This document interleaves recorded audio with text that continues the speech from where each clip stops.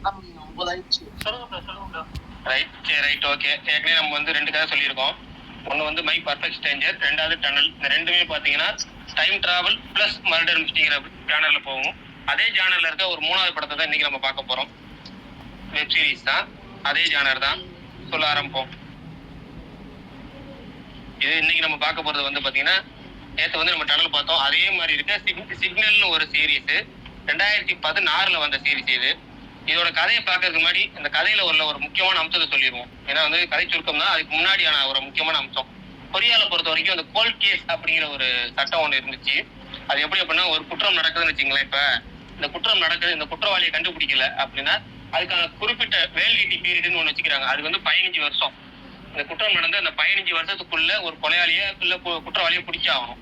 அப்படி பிடிக்கல அப்படின்னா அந்த கேஸ் வந்து கோல்டு கேஸ் ஆயிரும். கோல்டு கேஸ் ஆச்சுன்னா அதுக்கப்புறம் வந்து பாத்தீங்கன்னா குற்றவாளியே பிடிச்சாலுமே அவங்களுக்கு அந்த தண்டனை கிடைக்காது. அந்த 15 வருஷத்துக்குள்ள கிடைச்சாகணும். இதுதான் கோல்டு கேஸ். இதை வச்சுதான் பேஸ் பண்ணி தான் அந்த கதை ஆரம்பிக்கும்.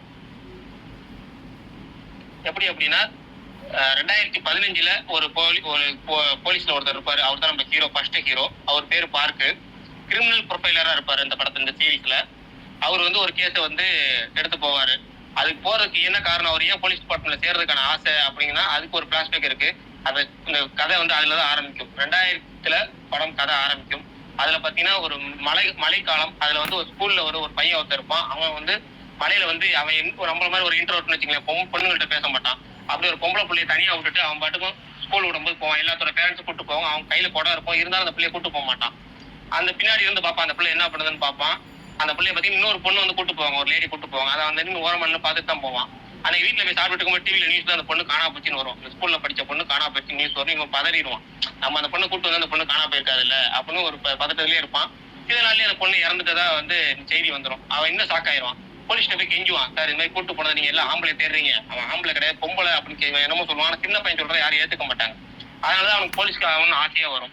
இப்படிப்பட்ட ஹீரோ போலீஸ் ஆனதுக்கு அப்புறம் அவன் அந்த அந்த 15 வருஷம் மட்டும் ஒரு பொண்ணு காணா போச்சு, அது இவன் கூட படிச்ச பொண்ணு தான். அந்த கேஸ் 15 வருஷம் ஆக போகுது.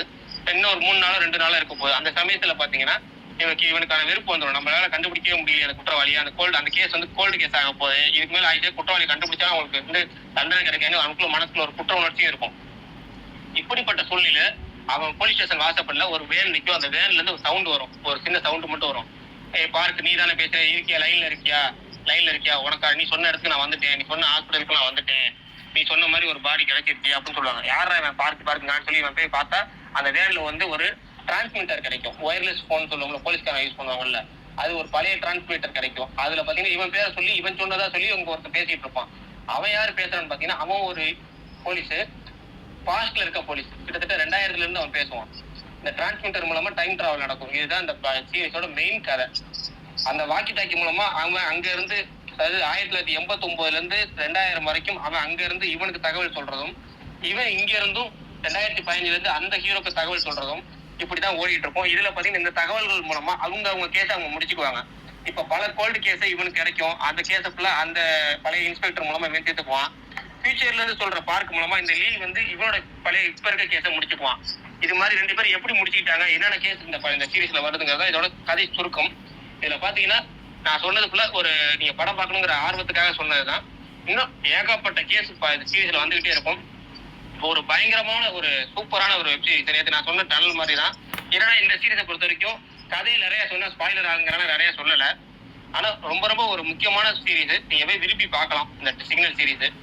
எப்படின்னா ஒவ்வொரு கான்செப்டும் நிகழ்காலமும் கடந்த காலம் மாறி மாறி வரும். அந்த எபிசோட சூப்பரா லிங்க் பண்ணுவாங்க. 15வது எபிசோட் வரைக்கும் லிங்க் பண்ணுவாங்க. மொத்தம் 16 எபிசோட். இதுவும் ஒரு எபிசோடு 1 மணி நேரத்துல இருந்து 1.5 மணி நேரம் வரைக்கும் வரும். செம்மையா பிரசன்ட் பண்ணிருப்பாங்க. ஒரு எமோஷனல்லாம் சீன்லாம் நம்ம பயங்கரமா கலக்கிருப்பாங்க. அது முக்கியமா 11வது எபிசோட், 13வது எபிசோட் ஒன்று இருக்கு. அந்த ரைஸ் ஆம்லேட் அப்படிங்கிற ஒரு எபிசோட் ஒன்று வரும்.